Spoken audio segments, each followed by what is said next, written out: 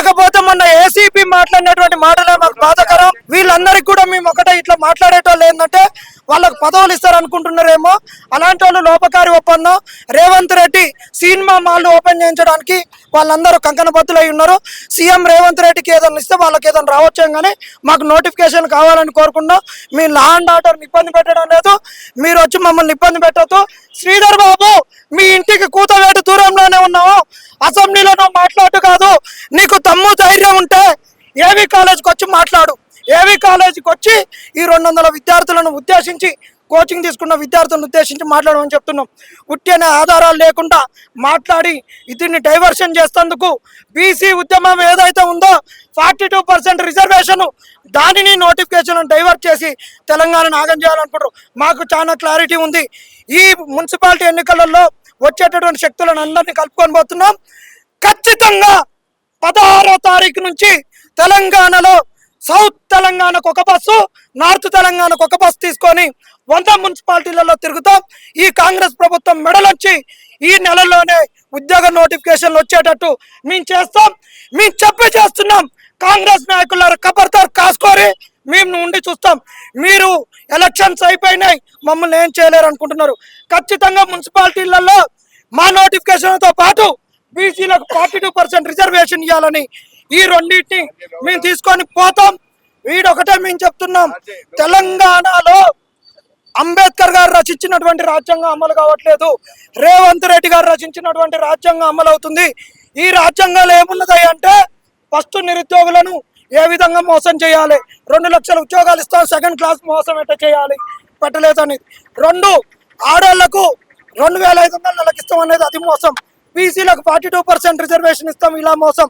రేవంత్ రెడ్డి రాజ్యాంగం ఏంది అంటే కాంగ్రెస్ మేనిఫెస్టోనో రేవంత్ రెడ్డి రాజ్యాంగం, మోసాలతో కూడినటువంటి రాజ్యాంగం. రాహుల్ గాంధీకి ఒకటే చెప్తున్నాం, రాహుల్ గాంధీ గారు నిన్ను రేవంత్ రెడ్డి అవమానపరిచిండు. నిన్న నువ్వు వచ్చినటువంటి వేదిక కాడికి రేవంత్ రెడ్డి వచ్చి మాకు ఎందుకు అష్యూరెన్స్ చేయలేకపోయిండు, ఎందుకు రాలేదంటే రేవంత్ రెడ్డి కాడ ఒకటే ఉన్నది, నీకు నెలకు నేను సంచులు మోస్తున్నా, సంచులు ఇస్తున్నా. నువ్వు అంతా రాహుల్ గాంధీ, నువ్వు కాన్ కిస్కా కానీ నా ఎంటికతో సమానం, నువ్వేమన్నా చేసుకో, నేను సినిమా మాల్ ఓపెన్ చేస్తా, అన్ని ఓపెన్ చేస్తా, పోతామని అంటున్నాడు. ఇంకొకటి కూడా చెప్పదలుచుకున్నాం, ఇక్కడ తెలంగాణలో మోడల్స్ అయితే ఎవరైతే ఉన్నారో, సినీ రంగ ప్రముఖులు ఎవరైతే ఉన్నారో, మీ దుకాణాలు బంద్ అయినాయి. జబర్దస్త్ షో ఆలీలు ఉన్నటువంటి వాళ్ళు, సినిమా యాక్టర్లు, హీరోయిన్లు, వీళ్ళందరూ సినిమా మాల్ ఓపెన్ చేయకరి రేవంత్ రెడ్డి ఆ పని తీసుకున్నాడు. ఇంకొకటి తెలంగాణలో జరిగిన ఇంకొక పరిణామం ఏంటంటే బూత్ పురాణం పాఠ్య ప్రణాళికలోకి వచ్చింది. అది రేవంత్ రెడ్డి బూత్ పురాణం పాఠ్య ప్రణాళిక, అది మొట్టమొదటిగా ఇంప్లిమెంట్ చేస్తున్నటువంటి వాళ్ళు సెలెక్టివ్ గా వాళ్ళకు అనుగుణంగా ఉన్నటువంటి పోలీస్ ఆఫీసర్లతో ఇంప్లిమెంట్ చేపిస్తున్నారు.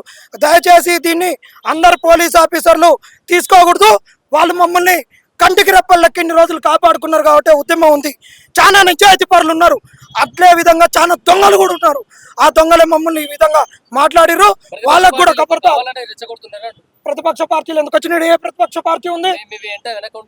ఎవరున్నారు ప్రతిపక్ష పార్టీ? ప్రతిపక్ష పార్టీలకు చిక్కులు వస్తుంటే ఈ రోజు రావాలి, మమ్మల్ని అరెస్ట్ చేస్తుంటే, మమ్మల్ని కొట్లాడుతుంటే.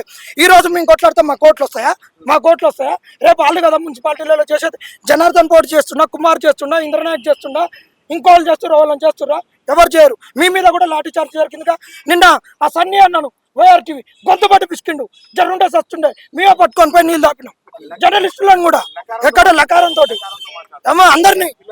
కాబట్టి ఒకటే చెప్తున్నాం, మాకు కోఆపరేట్ చేసే పోలీసు వాళ్ళకు మేము కృతజ్ఞతలు. మా మీద లకారం తిట్టినటువంటి ఏసీపీని కనుక సస్పెండ్ చేయకపోతే ఉద్యమం ఉధృతం అవుతుంది. త్వరలో లేదు, గిరిలో లేదు. ఈ లోటపీస్ మాటలు, రేవంత్ రెడ్డి మాటలు చెప్పాలంటే అంత లోటపీసు ఏది లేదు. అందుకు బూతులు ఇవాళ పోలీసులు నేర్పించింది, రేపు అన్ని గ్రూప్ 4, గ్రూప్ 3, గ్రూప్ అన్ని ఎంప్లాయీలకు ఇలా నేర్పిస్తున్న ఒకే ఒక మాట, లకారంతో మాటలు, బూతు పురాణాలు. ఈ 2 సంవత్సరాల కాలంలో ఈ కాంగ్రెస్ పార్టీ వచ్చి ఏమైనా డ్యామ్ కట్టిందా, స్కూల్ కట్టిందా?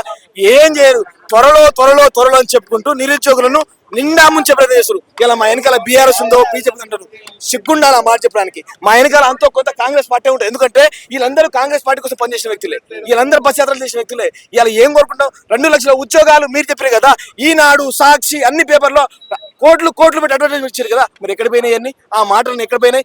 జాబ్ క్యాండర్ అని ఇచ్చేవాడు ఒక ఆయన అంటాడు, ఒక ఆయన వచ్చి ఆలోచిస్తా ఉంటాడు, ఒక ఆయన 70 అంటాడు, ఓ లడ్డు వేలం పాడాడుతారు. ఇలా మాట్లాడుతారు. ఇలా మంత్రులకు ఒకటే మాత్రం తెలుసుకొని మాట్లాడండి. తెలుసుకొని మాట్లాడితే మీ మంత్రి మండలి కానీ మీ ముఖ్యమంత్రి కానీ ఉంటాడు. తెలుసుకోకుండా మాట్లాడితే మాత్రం రాబోయే రోజుల్లో కాంగ్రెస్ పార్టీ పతనం, ఇంకోటి నిరుద్యోగుల నుంచి భారీ ఎదురు దెబ్బ తీసుకోవాల్సింది. మాకు గనక జాబ్ క్యాలెండర్ 2 లక్షల ఉద్యోగాలు ఇవ్వకపోతే రాష్ట్రంలోని అన్ని జిల్లా కేంద్రాలుగా యూనివర్సిటీని ఆసరా చేసుకొని ఈ ఉద్యమాన్ని ముందు తీసుకెళ్తాం.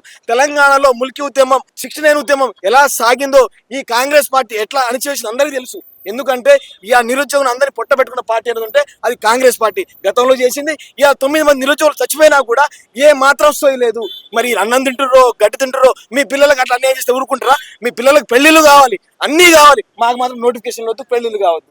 ఇక బట్టి విక్రమార్క కూడా పెళ్లి అయిపోయింది, రేవంత్ రెడ్డి వాళ్ళ చెల్లె కూతురు కూడా పెళ్లి అయిపోయింది, అందరూ పెళ్లి చేసుకుంటారు. వాళ్ళ ప్రభుత్వం రాగానే పచ్చగా మంచిగా పెళ్లి చేసుకుంటారు. మరి ఇక నిరుద్యోగులు 30 సంవత్సరాలు వచ్చినాయి, ముదిరిపోయిన బెండలాగా ఉన్నారు. వాళ్ళ పెళ్లిళ్ళు ఏంది, వాళ్ళ నిరుద్యోగ వృత్తి ఏంది, ఉద్యోగాలు ఏంది, వాళ్ళ గురించి ఎవ్వరు మాట్లాడలేదు. వాళ్ళకి జీతాలు పడుతున్నాయి, హ్యాపీగా ఉంటారు, వాళ్ళ ఫ్యామిలీతో ఉంటారు. ఇలా అశోక్ నగర్ లో నిరుద్యోగులు ఆకలి కేకలతో అలమటిస్తుంటే ఏ ఒక్క నాయకుడైనా ఆ రోజు ప్రవళిగా చనిపోతే ఈ బల్మూరి వెంకట గారు, కోదండరామ్ గారు, ఆగురు మురళి గారు బెల్లం చుట్టూ ఈగలకు ఒకటే వచ్చారు కదా, మరి ఇలా ఎందుకు రావట్లేరు? ఇలా లాఠీ చార్జ్ జరుగుతుంది, నిరుద్యోగం మీద కొట్లాట జరుగుతుంది. ఇలా మొత్తం అశోక్ నగర్ మొత్తం పోలీస్ పారాతో ఇలా మొత్తం వచ్చి కూర్చున్నారా? ఎందుకు వస్తున్నారు? మీరు కనుక ప్రజాపాలనలో 50,000, 70,000, 80,000 ఇచ్చారు కదా, మరి ఇచ్చారు రండి, మేము సన్మానం చేస్తాం మిమ్మల్ని.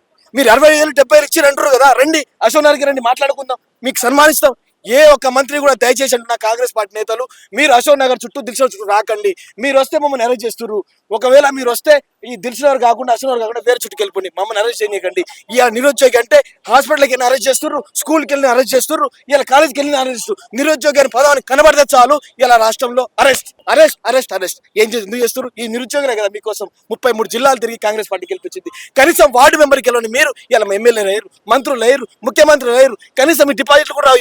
ఈసారి మీకు కనీసం డిపాజిట్లు కూడా రావు. ఎందుకంటే ఇలా కాంగ్రెస్ పార్టీ నిరుద్యోగుల కోసం ఏ పని కూడా చేయలేదు ఇప్పుడు దాకా. జాబ్ క్యాలెండర్ కనుక రిలీజ్ చేయకపోతే త్వరలో మీరు జాబ్ల కోసం కాదు ఏదో రాజకీయాల కోసం చేస్తున్నారు అంటున్నారు కదా, మంత్రుల గురించి మాట్లాడుతున్నారు. మీరు ముఖ్యమంత్రి అంటున్నాడు, వాళ్ళ పై అధికారి మళ్ళీ ఎడ్యుకేషన్ మినిస్టర్ అయినా. ఇప్పుడు మీడియా ఒక నిమిషం, ముఖ్యమంత్రి అంటున్నా కదా, దమ్ము ధైర్యం ఉంటే ముఖ్యమంత్రిని అశోక్ నగర్ చౌరస్తా రమ్మని చెప్పండి, మేము మా శ్వేతపత్రం రిలీజ్ చేస్తాం. ఏది అది చెప్తున్నా. ఓడియన్ థియేటర్ ఓనర్ మీద ఉన్న ప్రేమ నిరుద్యోగుల మీద ఇష్టమంతా కూడా లేదు. మరి అక్కడ నుంచి ఎంత దూరం అండి? చిక్కడపల్లి లైబ్రరీ 300 మీటర్ కూడా లేదు అక్కడ నుంచి. మరి రావచ్చు కదా, ఎందుకు రాలేదు? మీరు 60,000, 70,000 ఇంకా చెప్పుకుంటారు కదా, అసెంబ్లీలో చెప్పుకున్నారు, నర్సంపేట సభలు చెప్పుకున్నారు, హుజరాబాద్ సభలు చెప్పుకున్నారు, అన్ని సభలు చెప్పుకుంటారు. ఇవాళ పొద్దున కూడా మాట్లాడి ఇలా శ్రీధర్ బాబు గారు 75,000 అని చెప్పేసి. మరి రండి, మీ మంత్రులందరూ కూడా రావాలని మనస్ఫూర్తిగా కోరుకున్నాను.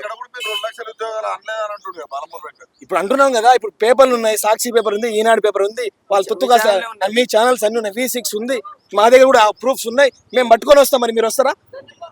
మీరు ఎందుకు రావట్లేరు? ఎందుకు భయపడుతున్నారు? మీరు కనుక సెక్రటరీ నుంచి రావాలంటే మన స్టీల్ బ్రిడ్జ్ పై నుంచి రావాలి. ఎందుకు మీరు నారాయణ కూడా అవతల నుంచి పోయారు? ఎందుకు భయపడి అవతల నుంచి పోయారు? సెక్రటేరియట్ ఎక్కడ ఉంది, అశోక్ నగర్ ఎక్కడ ఉంది, ఓడియన్ థియేటర్ ఎక్కడ ఉంది? మీరు ఇటు నుంచి స్టీల్ బ్రిడ్జ్ పైన వస్తే అయిపోయేది. కానీ ఇలా భయపడి ఇక నిరుద్యోగులు భయపడి రూట్ మార్చుకొని అక్కడెక్కడో నారాయణ కూడా ఫ్లైఓవర్ నుంచి వచ్చి, అంటే ఇక్కడ అర్థం అవుతుందంటే ఈ పాలనలో నిరుద్యోగులకి ఒక్క నోటిఫికేషన్ కూడా రాలేదు. ఒకవేళ ఎవరైనా అవాకులు చివాకులు మా మీద పేలిస్తే వాళ్లకు దేహశుద్ధి చేయడానికి కూడా మేము వెనకాడ. సంవత్సరాలలో ఒరిగింది అండి ఇప్పటి వరకు మీకు చేసిన ఏమన్నా ఉందా? పనులు ఏమన్నా ఇప్పటి వరకు అంటే ఈ సంత పని అన్న కొంచెం నోటిఫికేషన్ ఎన్ని జాబులు ఇచ్చి ఉంటుంది ఇప్పుడు గవర్నమెంట్? వాళ్ళకు నిజంగా సిగ్గు లేదు, శరం లేదు, మాకన్నా ఉంది. ఎందుకంటే వాళ్ళు ఇచ్చిన ఉద్యోగాలు 11,000 వచ్చారు.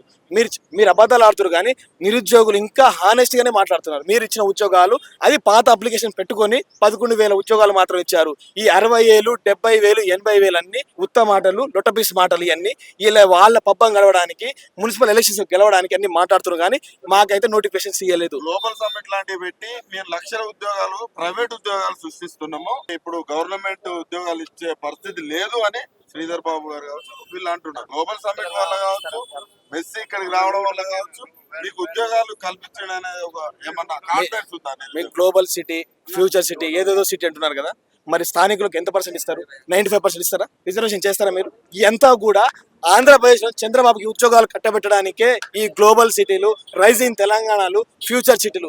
ఈ తెలంగాణ నిరుద్యోగి దానివల్ల వరికేది ఏం లేదు. ఎందుకంటే ఆంధ్రోలకే ఆ ఉద్యోగాలు కట్టబెట్టడానికే ఇలా తహతహలాడుతున్న వ్యక్తి మన సీఎం ముఖ్యమంత్రి. ఇవాళ ఏం చేశారు? మరి 2 లక్షల ఉద్యోగాలు మీరు చెప్పిందే కదా, మొదటి సంవత్సరంలోనే 2 లక్షల ఉద్యోగాలు ఇస్తా అని చెప్పి ప్రతి సభలో మాట్లాడింది రేవంత్ రెడ్డి. ఎందుకు మాట్లాడతారు దాని గురించి? ఎందుకు మాట్లాడతలేరు? కనీసం మాట్లాడడానికి మంత్రులు ఎవరైనా శ్రీధర్ బాబు అయినా పొన్నం అయినా ఉత్తమ్ అయినా వీళ్ళు నెక్స్ట్ సారి గెలుస్తారా వీళ్ళు? కనీసం వీళ్ళకి డిపాజిట్లు వస్తాయా? తెలంగాణ రాష్ట్రం నల్గొండలో కాంగ్రెస్ పటిష్టంగా ఉంటుందని చెప్తారు. మరి 5 సంవత్సరాలు మేమే ఉంటాం అంటున్నాడు ముఖ్యమంత్రి. మరి చెప్పకపోతే ఈ 2 సంవత్సరాలు గడవవు కదా. ఇప్పుడు మేము వెళ్ళిపోతున్నాం అంటే ఇప్పుడే వెళ్ళిపోతారు వాళ్ళు. ఇంకో 10 సంవత్సరాలు అంటే ఈ 2 సంవత్సరాలు గడవాలి కదా. ఉద్యోగులు ఆధారపడదు, త్వరలో వేస్తామని చెప్పేసి కూడా త్వరలో అంటే ఎప్పుడన్నా త్వరలో ఎప్పుడంటే వీళ్ళ పరిపాలన అయిపోయిన తర్వాత అసెంబ్లీలో ఒరికింది ఏముందన్న? రైతులు ఎవరైనా వచ్చి నీళ్లు మాకు రావట్లేదు గొడవ చేసి రోడ్డు మీదకి వచ్చి, ఇక నిరుద్యోగులు నోటిఫికేషన్ కూడా వస్తే మా గురించి ఎందుకు మాట్లాడలేదు? మా గురించి ఎందుకు మాట్లాడలేదు? యూరియా గురించి ఎందుకు మాట్లాడలేదు? వాళ్ళ ఎంతసేపు ప్రతిపక్షాలను బ్లేమ్ చేయాలి. వీళ్ళ వెనకాల ప్రతిపక్షాలు ఉన్నారు. ఏ ప్రతిపక్షాలు మా వెనక లేవు. కావాలంటే రాజ్యం మీ చేతిలో ఉంది. అన్ని సర్వేలు చేసుకోండి. వీళ్ళు ఎవరు ఏం చేసిన అన్ని మీకు తెలుసు. కాబట్టి అన్ని లొట్టబీసి మాట్లాడకండి. ఏమైనా ఉంటే మా మీద కార్యాచరణ ఉంది. జిల్లా కేంద్రాలుగా యూనివర్సిటీని ఆసరా చేసుకొని ఈ ఉద్యమాన్ని, తెలంగాణ మూవ్మెంట్ ఎట్లా అయిందో ఈ ఉద్యమాన్ని ముందుకు తీసుకెళ్లే జాబ్ క్యాలెండర్ తో పాటు 2 లక్షల ఉద్యోగాలు, బాకీ పడ్డ 1 లక్ష ఉద్యోగాలు, మొత్తం 3 లక్షల ఉద్యోగాలు ఇవ్వకపోతే కాంగ్రెస్ పార్టీకి మనగడ ఉండదు. తెలంగాణ రాష్ట్రంలో ధూమ్ధామ్ ఇట్లా జరిగిందో నిరుద్యోగులు ఈసారి కూడా తెలంగాణ గతంలో ఉన్న మీ వెంట ఉన్న మేధావులు ఇప్పుడు మీ వెంట ఎందుకు లేకుండా? ఇక మేధావులు చెప్తున్నా, మేధావులు లేరు. వాళ్ళకు ఉద్యోగాలు వచ్చినాయి, వాళ్ళ పెదవులు మూసుకుపోయినాయి. వాళ్ళు బయటకు వస్తే వాళ్ళ పెదవులు మాట్లాడితే వాళ్ళ పదవులు పోతాయి. ఇవాళ కూడా కొంతమంది పోయి కలిసిరు, అయ్యా మా కార్పొరేషన్ కావాలి, ఇంకేదో కావాలని చెప్పేసి. వాళ్ళు మా పేరు చెప్పుకొని వీళ్ళు సీఎం గారు వస్తే ఎక్కడో మూలన ఉంటారు, ఎక్కడో మూలన సాధారణ కార్యకర్త కంటే అనుకుంటారు. వీళ్ళు త్వరలో మున్సిపల్ ఎన్నికలు కూడా సిద్ధమవుతున్నారు. ఇక ఓడిపోతామని తెలిసిన తర్వాత ఇంకా ముందుకెళ్తే ఇంకా ఘోరంగా ఓడిపోతామని చెప్పేసి, అంతో కొంత ముందు పెడితే బాగుంటుందని చెప్పేసి ఆలోచన ఉన్న ప్రభుత్వం కాంగ్రెస్ ప్రభుత్వం.